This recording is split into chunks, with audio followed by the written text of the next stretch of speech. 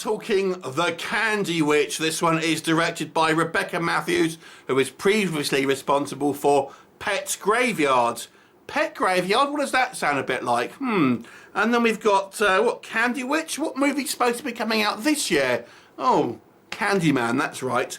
So here we have Candy Witch. Now this is actually a British movie, which is ironic because we don't call candy candy here, we call it sweets or chocolate, whatever it is. But as with a lot of the low budget movies, they are made primarily to sell to an American audience. So we have some kind of like words here that we don't really use, like candy and things like that, and a couple of other ones. And a lot of the cast are speaking in quasi-American accents. Not quite as abrasive it was in Pet Graveyard, I have to say. That was horrible. They do a bit of a better job here, but nonetheless, it's still a little bit distracting. But this one is clearly, obviously, it says it's set in England, so we don't really know why half the cast seem to be talking in this weird quasi-American accent. But anyway, what is the story? So, we have got this family that hire a team of paranormal investigators. Then we've got this guy who looks like he should have been from Love Island. He looks more like looks like he'd be more at home in Love Island than he would be as a paranormal investigator. But nonetheless, he's there with his girlfriend, and they are a couple of paranormal investigators hired by this family that have been menaced by this old hag spirit. And they go there, and there's the Candy Witch. Now this witch was previously someone that the family knew, was a nanny some years ago, who has disappeared and obviously clearly come back as a vengeful spirit, and she uses treats and various kind of chocolatey goodness and things like that to tempt the victims. And she has, instead of a hook hand like Candyman, she has like what they call a candy cane thing, instead of a meat hook. Basically, she has a candy cane hook. See what they did there? But anyway, and what will happen? You have to watch the movie to find out. So this puts the new meaning into the word death by chocolate, as our victims are dispatched quite often with culinary sweetness. For example, we have a death here where there's a cookie cutter and our witch is pressing into the flesh of one of our victims, making skin cookies basically, and things like that, and stuffing one guy's face with candy floss until he chokes. So there are lots of kind of like, I guess, candy related deaths here. So that's obviously quite fun to begin with. It's something you don't necessarily see on a lot of horror films. So that was quite a little fun here. And the premise is that she used to give candy when she was alive, and hence she's the Candy Witch, basically. So what else can work to this movie? To be fair, even though I'm not a big fan of English movies kind of putting on these American accents and stuff, I appreciate they want to sell it to the American markets and stuff. I didn't think it did too bad of a job here, and I didn't really notice it wasn't quite as abrasive as I've seen it in certain films. And once I kind of got used to it, I didn't really think about it anymore. And despite our lead actor here, who is the kind of the paranormal investigator, really not looking like any paranormal investigator I've ever seen, he actually doesn't do too bad of a job acting-wise. I didn't think he was too bad. As to be fair, and the majority of the cast in regards to some of their performances. The writing and the dialogue, we'll come on to that, but the actual delivery of it wasn't so bad. So I think when you watch low-budget movies, some people go, oh, the acting's crap, when it's not necessarily the acting, it's the dialogue that they have to say, which is not the same. Anyway, so yeah, there's that. There are a couple of reasonable practical effects here. We actually have a prologue story where our paranormal investigator is dealing with a different ghost, and I've got to say, I thought the makeup effects on that one were very impressive, and actually far more impressive than Candy Witch herself, if I'm honest, who just kind of more looks like someone in Halloween makeup, to be honest with you.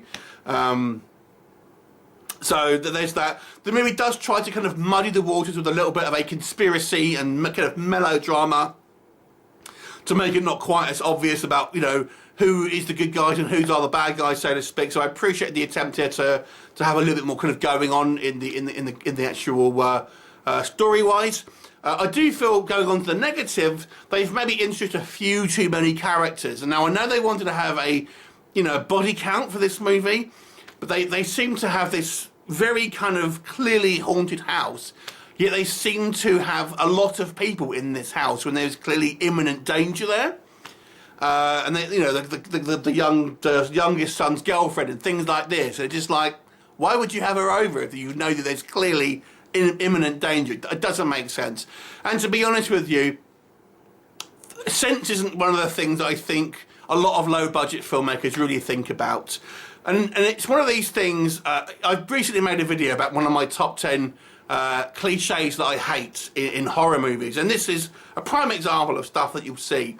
So I'll give you an example. Early on in the movie, the first time the matriarch of this house, which is being haunted, that we see on camera is kind of scared by the Candy Witch.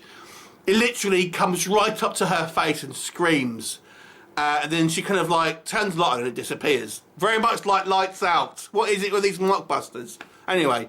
But she's completely fine with it afterwards. There's just like no reaction, and she freaks out more when she eats a chocolate and there's a maggot in there, and then she's she's freaking out about some rotten hag coming right up to your face and screaming and disappearing. No worries though, we kind of won't react to that, and that is the typical kind of like quickly churned out kind of horror movies, and kind of the logic that we'll get in a lot of these kind of productions. You know, unfortunately so. And as I've mentioned, although I didn't think the acting was actually too bad at all in this movie, the dialogue and kind of the situations that the people are put in just seem silly a lot of times, unfortunately. And I mean, I've said this on so many videos. I would want to see horror films where people act like people do in real life. Now, I go back to that scene I was talking about.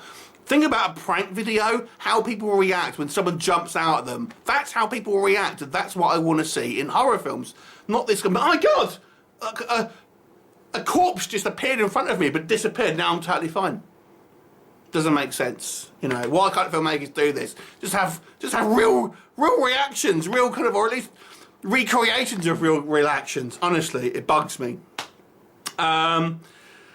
The movie, I think, gets a little bit convoluted when we have this this plot that is unfolded. I'm trying not to kind of give away spoilers here. Again, I don't think this plot has been particularly well thought out. Just to say one thing, we have the partner of the ghost hunter, this woman, is interviewing this other kind of like neighbour who lives on like a boat or something. And then she's sort of seeing, like, she's interviewing her, and this neighbour saying, when the Candy Witch was alive, her name was Jennifer or whatever, and she came to me for help, and I sent her back to the house to work. And I was like, she's a grown woman, you know. How can you send her back? It's not like she was a kid and you sent her home.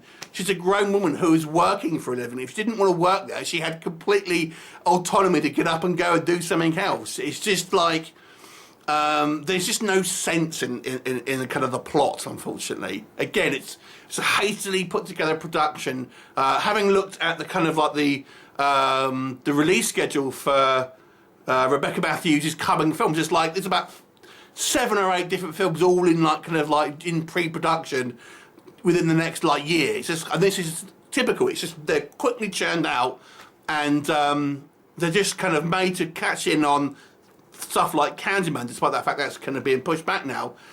And, you know, they never really turn out to be quality movies.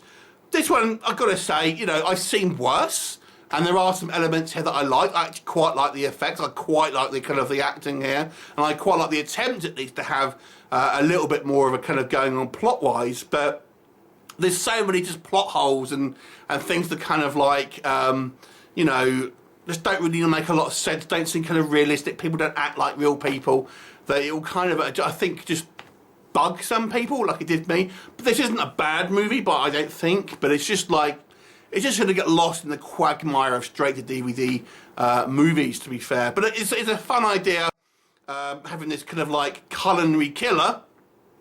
So, you know, there you go. I'll give it a 5 out of 10. Have you seen it? What did you think of it? Leave me a comment, and I'll look forward to seeing you next time. Bye for now.